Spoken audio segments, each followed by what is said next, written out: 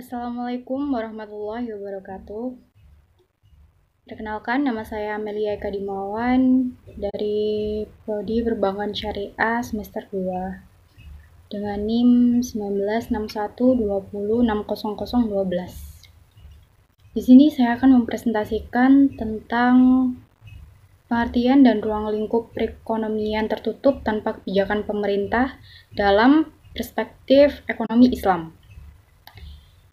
Pada slide pertama ini, pengertian dari perekonomian tertutup adalah perekonomian yang tidak berinteraksi dengan perekonomian lain dan tidak mengenal hubungan luar negeri sehingga tidak ada kegiatan ekspor ataupun impor.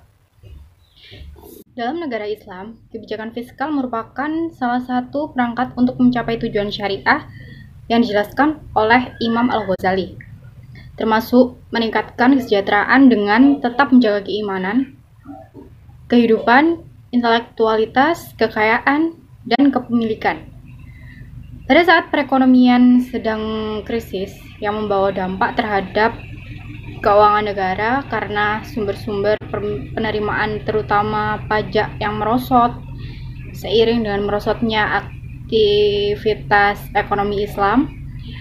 Jadi di sini pada dasarnya untuk mengatasi hal tersebut, ekonomi Islam melakukan pengumpulan zakat seperti program penyaluran zakat untuk memenuhi kebutuhan dasar ekonomi para mujtahid, serta untuk program bantuan pengusaha yang lemah, pendidikan gratis, serta pelayanan kesehatan.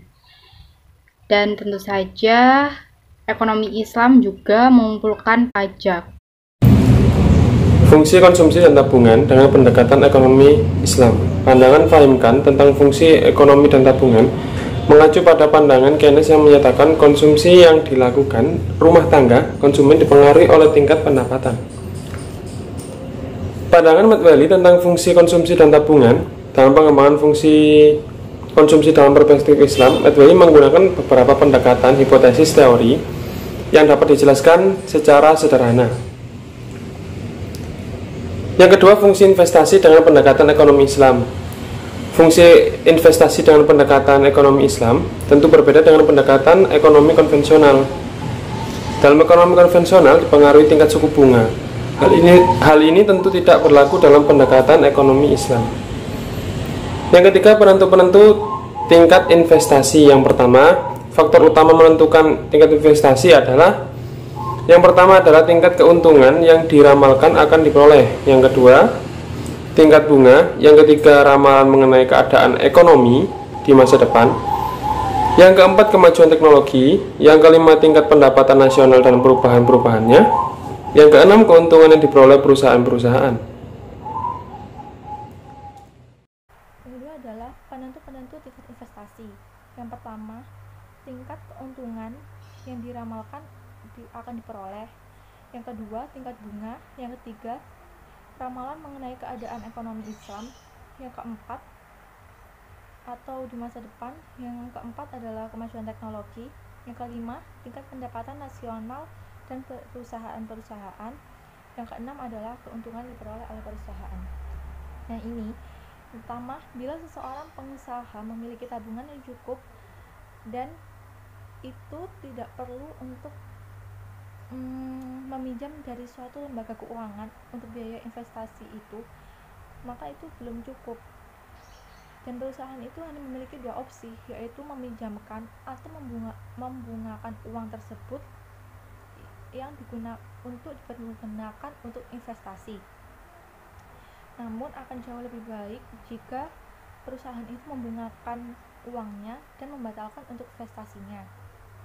Yang kedua itu, selanjutnya, bila keadaan semakin baik, maka akan semakin besar tingkat keuntungan yang diperoleh. Yang ketiga adalah untuk kemajuan teknologi, itu akan meningkatkan produktivitas sehingga akan meningkatkan jumlah pendapatan pekerja. Selanjutnya yaitu tingkat pendapatan nasional. Bila keuntungan perusahaan itu akan bertambah, maka akan semakin tinggi untuk mendorong lebih banyak investasi. Yang terakhir adalah jika keuntungannya semakin besar, maka akan disimpan oleh perusahaan dan mungkin akan memperluas usahanya. Prinsip syariah dalam investasi. Prinsip syariah khusus terkait investasi yang harus menjadi pegangan bagi para investor dalam berinvestasi menurut Aziz, yaitu 1.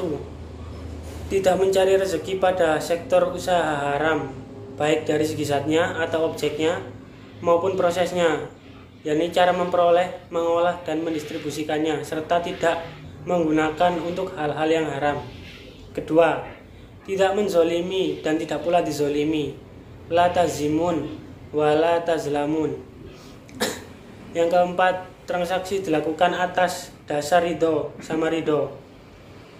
Antazirni, tanpa ada paksaan antara kedua belah pihak. Terakhir, tidak ada unsur riba, maisir atau perjudian, ghoror atau ketidakjelasan, tadlis atau penipuan, dzaror atau kerusakan, kemudorotan, dan tidak mengandung maksiat. 1. Akad musyarakah atau syirkah, perkongsian, yaitu perjanjian akad kerjasama antara dua pihak atau lebih. Syarik, dengan cara menyertakan modal baik dalam bentuk uang maupun bentuk aset lainnya untuk melakukan sektor usaha. Yang kedua, mudorobah atau kirot, yaitu perjanjian akad kerjasama antara pihak pemilik modal, sohib almal, dan pihak pengelola usaha, atau mudharib, dengan cara pemilik modal atau sohib almal menyerahkan modal dan pengelola usaha atau mudharib mengelola modal tersebut dalam suatu usahanya.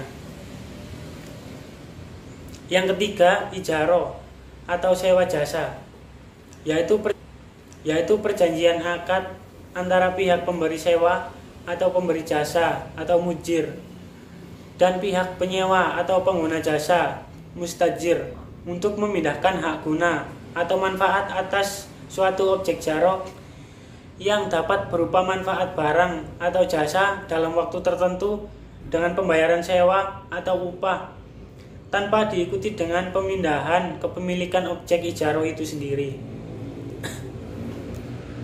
Yang keempat, kafalah adalah perjanjian akad antara pihak penjamin atau kafil dan pihak yang dijamin, makful, yang berutang untuk menjamin kewajiban pihak yang dijamin kepada pihak lain atau makful lahu, orang yang berpiutang.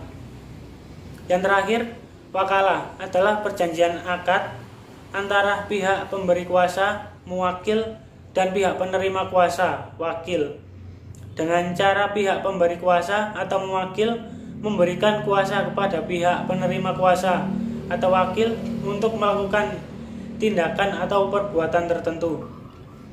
Tentunya, akad dalam dunia investasi tidak terbatas pada akad yang dipaparkan di atas.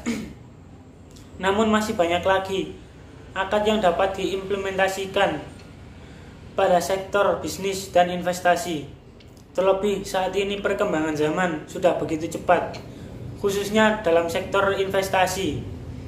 Munculnya produk-produk baru di dunia bisnis mendorong para pemangku investasi untuk berinovasi dan mengkreasi desain